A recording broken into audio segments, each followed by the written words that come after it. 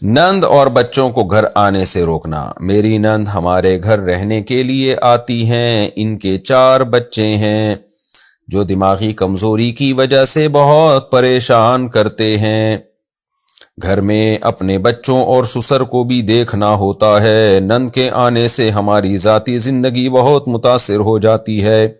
4 بچے گھر میں پیشاب کرتے ہیں جس کی وجہ سے نماز کا بھی حرج ہوتا ہے۔ اتنی بری نند، استغفر اللہ۔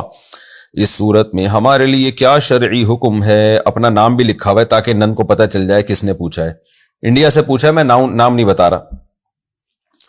تو دیکھیں، جو نند کو چاہیے کہ نہیں آئے گھر میں اس طریقے سے۔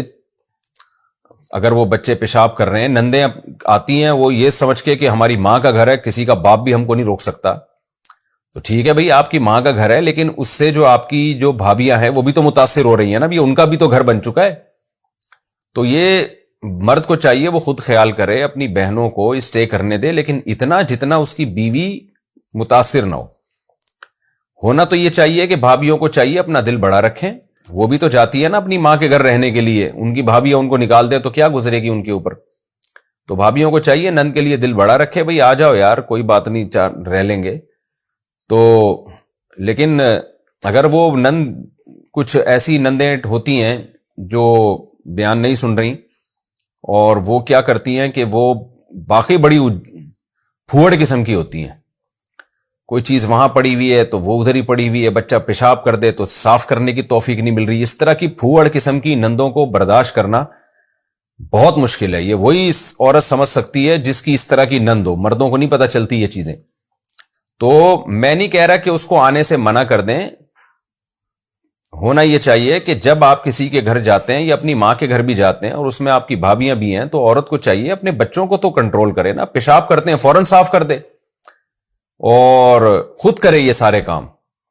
اٹھا کے پیمپر ادھر پھینکے ہوئے تو انسان کی کھوپڑی گھومتی ہے پھر ان چیزوں سے۔ تو تھوڑا سا سلیقے کے ساتھ رہ لے بھئی، اس کی ماں کا گھر ہے رہ لے، پھر بھی نند نہیں رہنے دیتی، پھر یہ نند کی طرف سے زیادتی ہے، سوری بھابی اگر نہیں رہنے دیتی تو پھر یہ بھابی کی طرف سے زیادتی ہے۔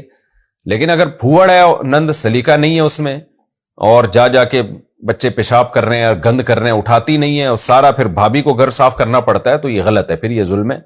تو پھر مرد کو چاہیے کہ وہ ایکشن لے اور اپنی بہن سے کہہ دے کہ بھئی آپ آیا کریں تو تھوڑی دیر اسٹے کیا کریں، پھر تشریف لے جایا کریں، میں خود آپ سے وہاں ملنے کے لیے آ جاؤں گا، اور اگر آپ آ کے رہتی ہیں تو میرے لیے بڑی خوشی کی بات ہے۔ آپ 4 دن کے، آپ 8 دن رہیں، لیکن کائنڈلی جب بھی ہم اکٹھے رہتے ہیں تو اس کے کچھ آداب ہوتے ہیں۔ اپنا کام آپ نے کوشش کریں خود کریں، اپنے بچوں کے لیے کھانا پکانا اور یہ سب چیزیں، اور ان کی صفائیاں، پیشاب کریں فوراً، آپ نے فوراً سے پہلے صاف کرنا ہے اس کو۔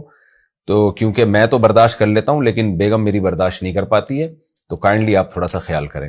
لیکن میں بتا دوں اس کا رسپانس یہ ہوگا کہ نند فوراً جواب میں کہے گی وہ کون ہوتی ہے مجھے روکنے والی۔ آج کل یہ تھوڑی دیکھا جاتا ہے کہ بات کیا کی جا رہی ہے، آج کل یہ دیکھا جاتا ہے بات کر کون رہا ہے۔ تو جو کر رہا ہے تو پھر اس کی ایسی کی تیسی، پھر پھڈے لڑائیاں جھگڑے، اس سے بہتر ہے کہ بھائی ریزرو رہو، کم ہی آنا جانا رکھو۔ خلاصہ یہی نکلے گا آخر میں۔